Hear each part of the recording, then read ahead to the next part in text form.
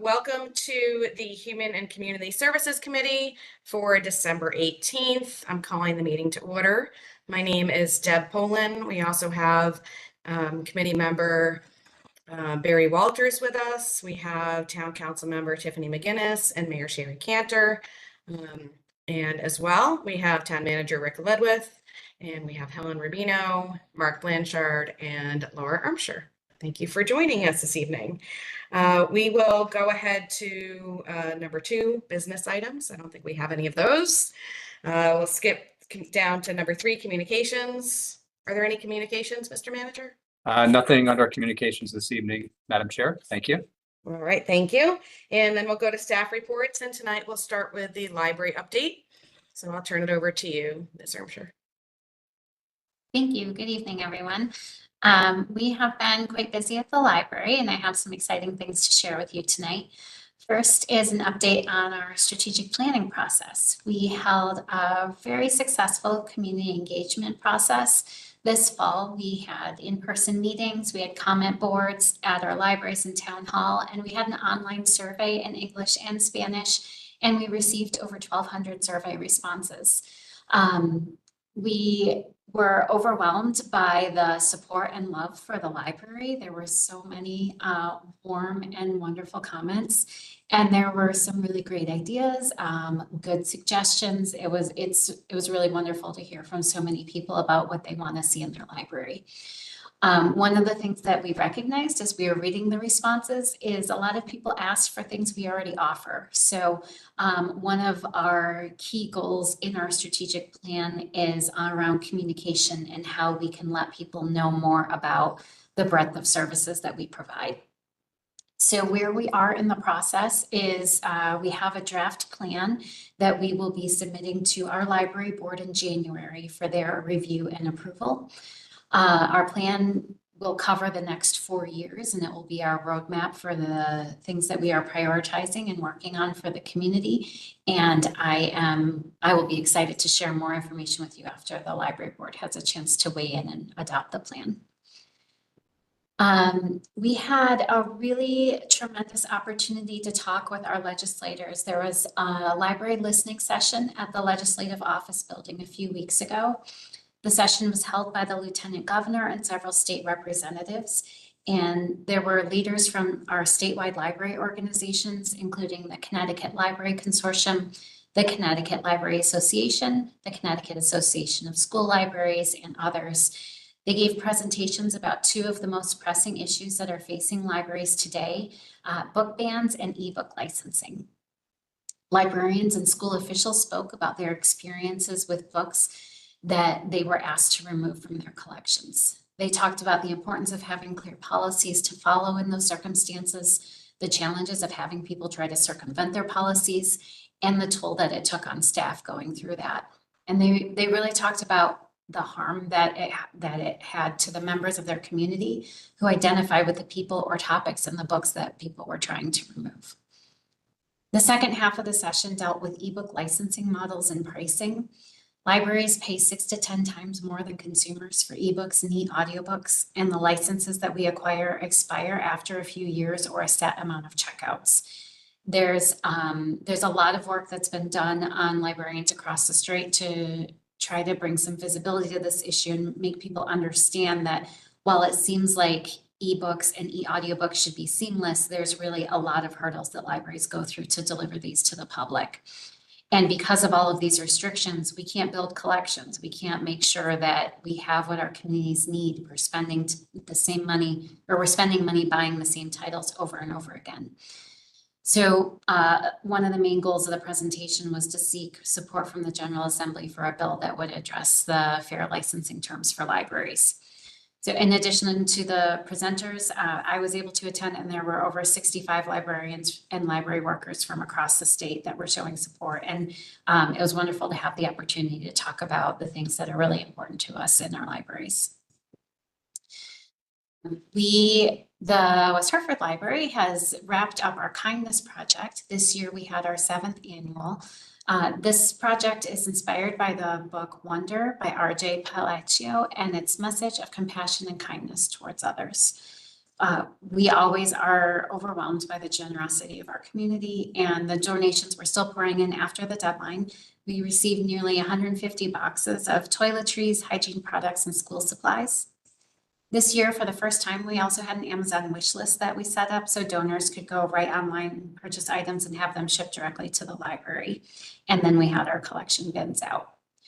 We had members of the Mayor's Youth Council help to sort and box the items and prepare them for delivery. And the donations were given to the Fern Street Universalist Church Backpack Program and the West Hartford Food Pantry. We have a new program at our Faxon Library, which is focused on citizenship help. This program launched recently, and it's for individuals who need help completing their N400 application for citizenship or need help with citizenship test preparation. They can call to set up an appointment.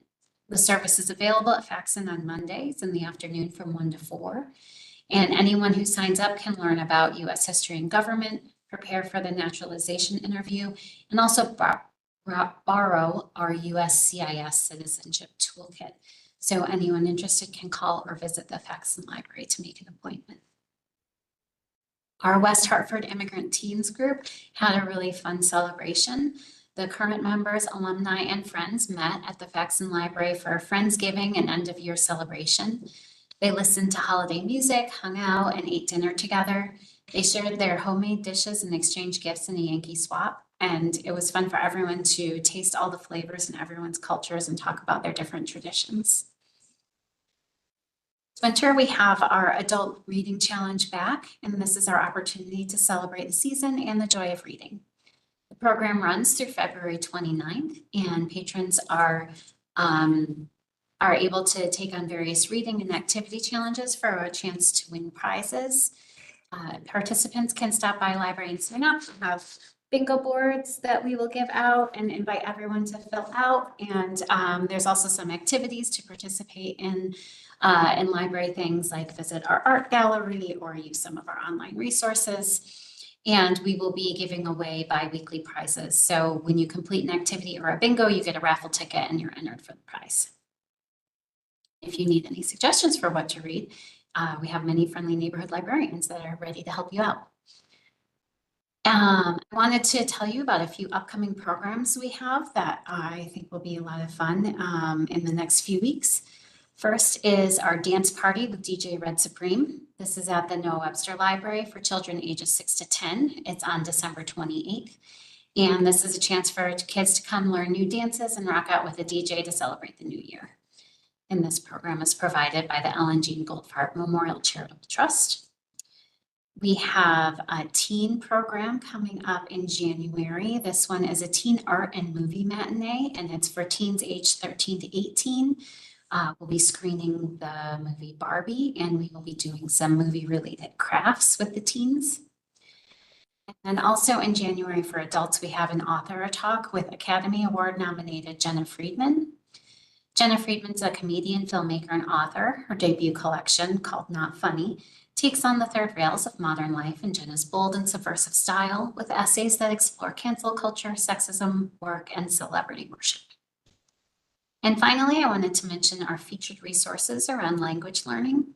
We have a subscription to the product called Transparent Language. This is an online resource where people can practice over 100 world languages. You can follow the link from our library website to create an account, and then you can learn and practice anywhere with an internet connection. And we also have in-person practice English classes at the Faxon Library. These are informal drop-in programs for people with some English experience who can hold some conversation about everyday topics and personal preferences. The class reviews grammar basics, learn how to offer and request advice, talk about plans, and fix common mistakes in English pronunciation. So no sign up is required. Just stop by Faxon Friday mornings and the group would love to see you. And with that, I would be happy to answer any questions or give you any more information about what's going on. Great, thank you. And before we go to questions, I just want to acknowledge that Councillor Fay has joined us as well. Welcome, Councillor Fay. Are there any questions from any of the town council members on the call tonight?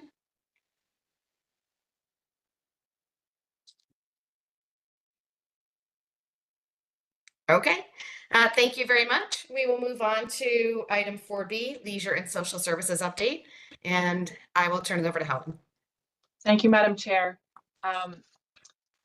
It is holiday season, which makes everyone a little busy and crazy, but it's also a time when we really get a chance to see the work of social services in action. This has been the time when we are unveiling and the holiday programs are running at full tilt. We've also got the Adopt a Family program, which is ongoing right now. And I believe, yes, very soon, the St. Peter Claver Church is providing and delivering meals. So these are all coordinated through social services and our community partnerships. And it's a wonderful program, a series of programs that they do. And also in that theme of happy news, as many of you probably saw, the Teen Center received a merry makeover. Once a year, Camden Grace Interiors and their partners choose a different nonprofit to put their sweat equity in and their donations into. And this year they chose the Teen Center, which, as you know, is at Elmwood Community Center. It is run by the Bridge. And it was basically the size of a closet. And they were given an opportunity to expand a little bit into a billiards room. And so this team came in and just totally transformed the space. It got everything from new carpet and new paint, but also new furnishings, fun different colors, a new foosball table, ping pong table, just a lot of things that are very attractive to the teens. And actually some of the teens were there for the unveiling and were able to speak about what the Teen Center means to them and what this investment means to them from their own community. So that was really wonderful. And in keeping with good news, the new Elmwood Community Center continues to progress. We had 11 firms that responded to the RFQ, the request for qualifications for the center design. And we interviewed 6 firms in early December. We've narrowed it down to 3 finalists, and we expect that they will deliver fee proposals to us by sometime in January. So we'll be able to then really look at these 3 firms, all of whom are awesome. And our team of interviewers were very thorough. We had great participation from staff, and particularly Bob Palmer, who really asked the firms some really specific questions that helped them present their ideas, their visions in a really narrow way. So it was really clear what our expectations were of them, and they were able to deliver, and 3 of them delivered just fantastic proposals. So I'm confident that we'll be able to find someone, a team that really cares about our community to design that center. Unexpectedly, our department also received a $75,000 grant from a local foundation, the John G. Martin Foundation. And this is to, they were very interested in projects that were shovel ready, that were brick and mortar, or something that was, doable. But that really, what they liked about our projects was that they involved accessibility and education. And so they came to us. We didn't apply. They said, we're interested in tell us what you need. And so we gave them a couple of options and laid it out. And they decided to fund the purchase of 2 docks. One would be at Walcott Park, which is widely used by the community, but also by the schools. Conard sends students, biology students go over and do freshwater biology there. And the Walcott Elementary School also visits that park on a regular basis. We also have neighbors who fish there, and they're very interested in, what's going on with that. So we really, the docks we've had were metal. and they come in and out, and they had deteriorated over time. And so we haven't actually had docks at either Walcott Park, and then the other location is at Westmore. We haven't had them because probably since the beginning of COVID. So it's very nice to be able to get this infusion of funding, just really specifically targeted towards these two projects. So you will see a resolution come before you probably in early January to accept this incredible donation, unexpected, as I said, and then appropriate it towards the purchase. We're also going to build a platform at Spice Bush Swamp. We actually have someone there who is in a wheelchair and likes to go there and fish. And so this is one of the pieces to that accessibility puzzle that will be able to make that happen. We also have at Westmore Park, I wanted to let you know, Doug Jackson doesn't blow his own horn very often. And so sometimes I get little notes from Christy Page, who likes to blow it for him. But about 10 days ago, they had a major inspection from the USDA. As you know, this is not just our Center for Eco Venture and the every single West Hartford public school student visits the facility once a year, which is wonderful, but it's also a place where we have a demonstration farm, and that's one of the key elements of that whole facility. But because of Doug's hours of work and getting all of the paperwork in line and chasing down signatures from vets and fixing fences, he really went above and beyond the compliance minimums. And the USDA inspection passed with flying colors. There was new procedures in place. There's a new inspector. So there was all kinds of, drama or stress about, are we gonna, what are they gonna look at? Because when it's somebody new, you never know what they're gonna, what questions they're gonna ask. And he passed with flying colors. So we're really pleased about that. It's also, Westmore is also the hub of our sustainability activities, as you know. And I am working with the Tree Action Group. They're sort of acting as our sort of an advisory group on all things related to trees. And we're developing the scope for the tree canopy study and the tree inventory. So those are two distinct trades or activities, if you will. I've been learning a lot about both of them. A tree canopy is a sort of a top-down. It's more of a digital thing, and a tree inventory is more bottom-up. So it's actually looking at what kinds of trees we have and what condition they're in and what age they are.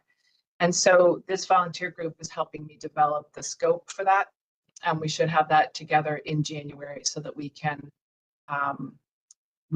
solicit bids. I've talked to several different companies that do this kind of work, but it's more than the threshold that our purchasing department has for me to just pick one of them. So we do have to go through an RFP proposal procedure. So those are all very exciting things that are going on. We also have a lot going on at the golf course, as you can imagine.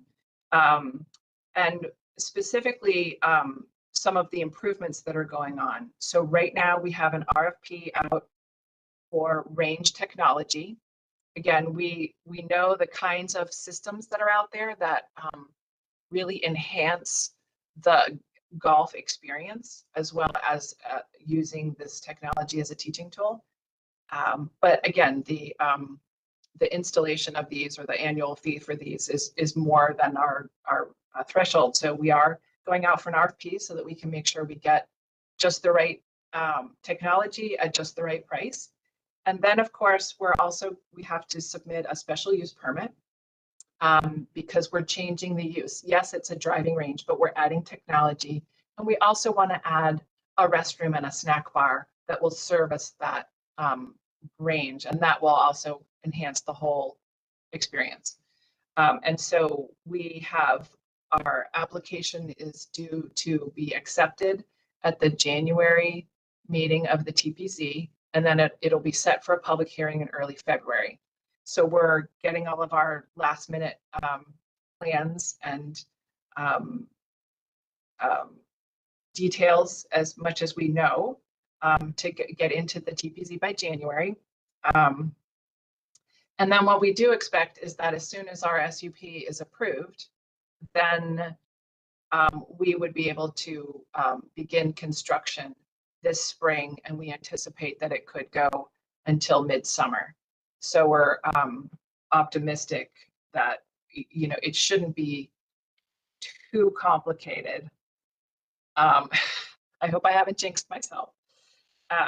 But so that's all in the process. Also at the golf course is a huge irrigation replacement. So this is something where the irrigation system was really old. It was from the 80s. And they're going through and replacing that whole system right now.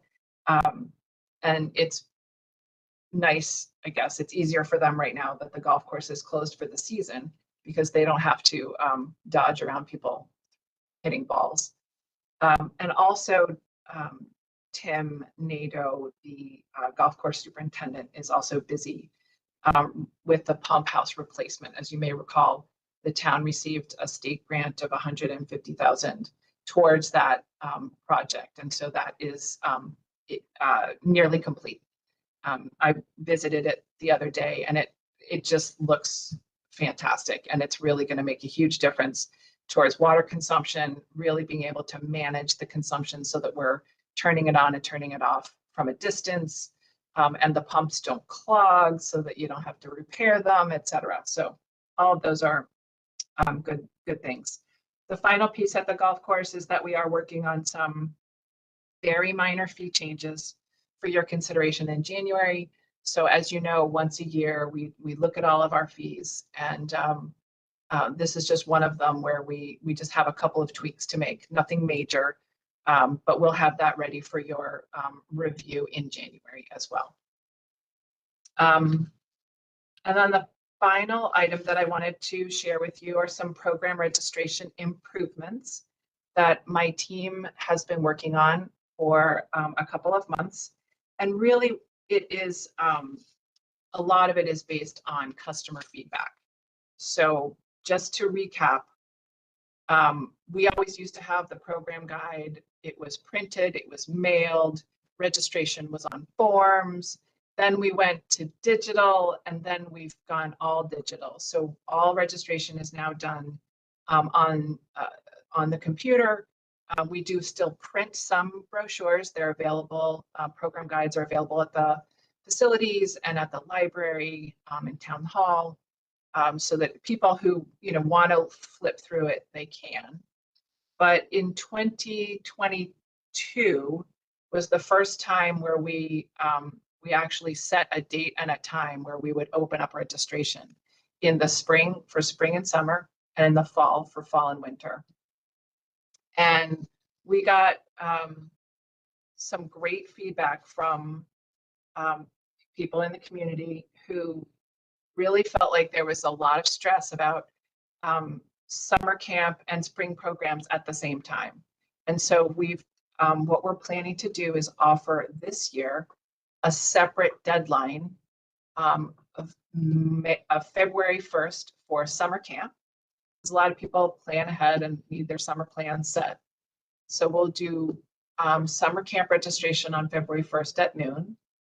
And then a month later on March 1st, we'll open up the spring summer programs. And those are particularly the specialty camps, the things like, the very popular ones like soccer shots, or, those kinds of things, because people are trying to choose, should I try and register for the summer camp first, or should I get that really important, spring program that I really wanted my kid to take? And so this way, it sort of gives everybody a second chance to just go in and register. Yes. I'm sorry. Just to clarify, the summer registration on February 1st will be for all summer programming, and the March 1st will be for all spring programming. So the summer program, any program, or even half-day camp, special interest camp in the summer will be on February 1st. Anything in the spring will be on March 1st. Terrific. Thank you, Mark. Appreciate that. As you know, our summer camps with their flex drop off have become very popular, right? This is a good problem to have. But we do, of course, some of them sell out quickly and some of them have slots, but they might not be the particular slot that you want for that summer or for that week. And so one of the things that we are looking at is the possibility of not just this staggered schedule, but also having a different deadline for non-residents versus residents. It's something that a few of our neighboring towns do, but they're much smaller than we are. And to give you some perspective, about 95% of the people that are signing up for our programs are town residents. So we're not sure that by having a delayed by a week registration for non-residents would really change the results for people who are looking for their, I gotta have that program and it's gotta be that week. But it is something that we would consider. We're hoping that by staggering the February 1st with the March 1st deadlines, that will actually take care of a bunch of stressors that family have when they're trying to decide which one am I going to do first. So we're going to try that and see how it goes. But we are open to this idea of we already non-residents already have a higher fee, but we are considering this 1 week delay for the fall. We want to see how this new system rolls out in the spring to see whether having the February 1st and the March 1st deadlines will resolve it. But, you know, we're open to looking at it if that's, you know, if that comes to pass. One of the things that our staff does really well is communicate about what these deadlines are and how people can help themselves be as prepared as possible for when those programs go live. So we let them know through Facebook and through Instagram and through our website, you know, when the program guide is available for people to see online, because we have it as a flippable form, a flippable document. And then we also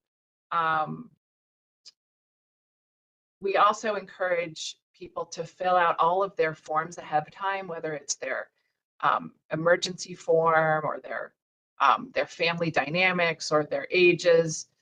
So if you have all of those things done ahead of time, or if you need a doctor's note, and you can upload it all ahead of time so that when you're at that registration time, you can just zip right in and register for your program.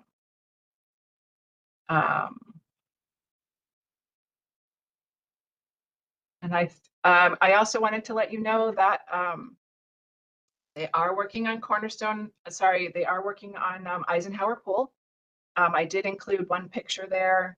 I get almost daily reports from the contractor, and we have bi-weekly meetings. So every other week there's a meeting with the staff there, the contractors and our staff. So it is going well. And I do expect that they're going to be, all of the plumbing is laid out. And I believe this week, after the rain ebbs here in a few days, they will be pouring the floor. That will be the main floor for the bathhouse. So as you might remember, it's in two parts. The bathhouse and the pathway are being done this fall, winter, and be ready for June. And then they're going to work on the pool and the pump house below it, starting in August, and it will be complete by the following June. And I am happy to answer any questions.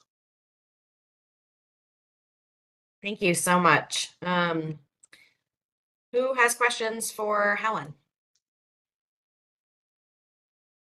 No questions, but I took exception to the really old irrigation system built in the 80s. Really old. Really old. Sorry about that. No worries. It's older than I am. No, it's not. Counselor Fay, Mayor Cantor, Counselor McGinnis? Any questions? That was a great report. It was very thorough. I just thought of one, and I apologize. Is the librarian still there? Yes, she is.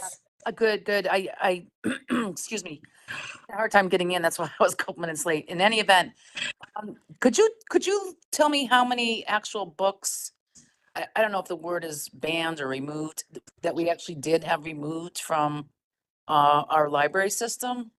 You had mentioned that you had gone to a symposium with legislators, and that was one of the topics of discussion. Yes, thank you. So we have, since I've been here for the last 2 years, we have had one challenge and the book was not removed from the collection. Okay, and I don't, oh, go ahead.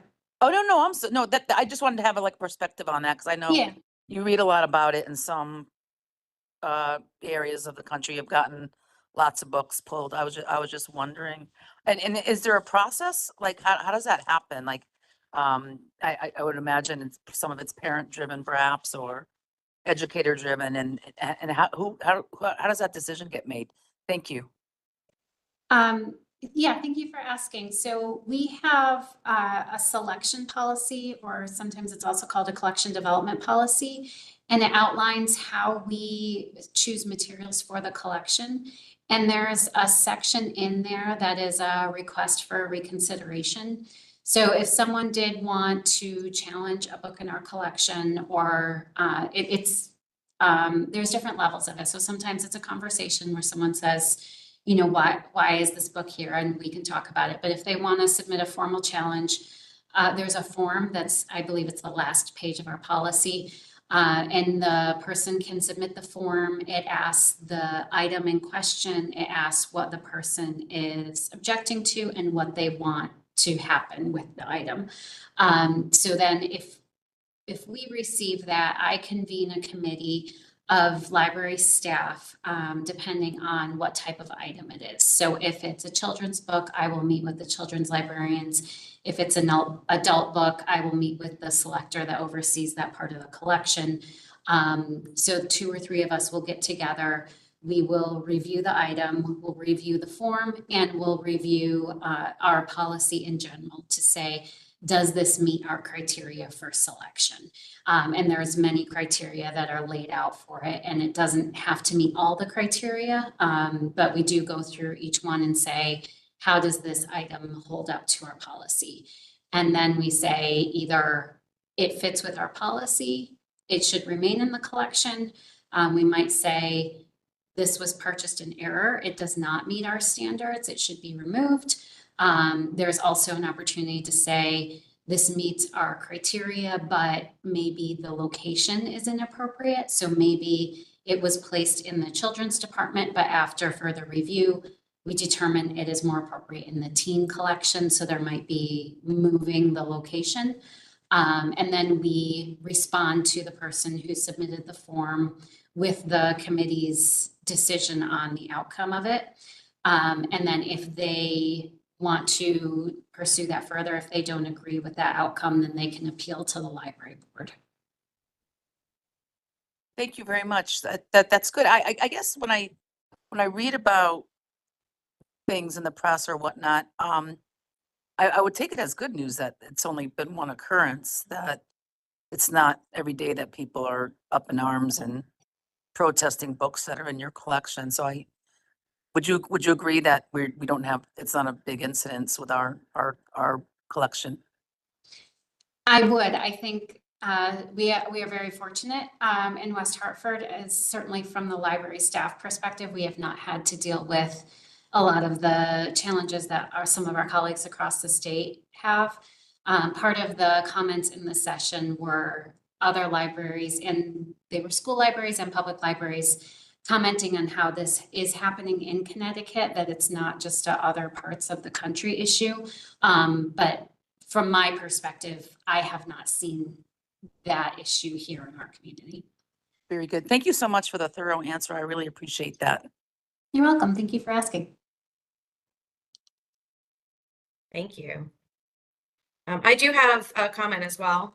So back to leisure services. I just wanted to say thank you for pulling together the information around registration for programs. I think it's really useful to see what some of the other communities are doing as far as providing preferential registration for residents, and B, what the data actually show us.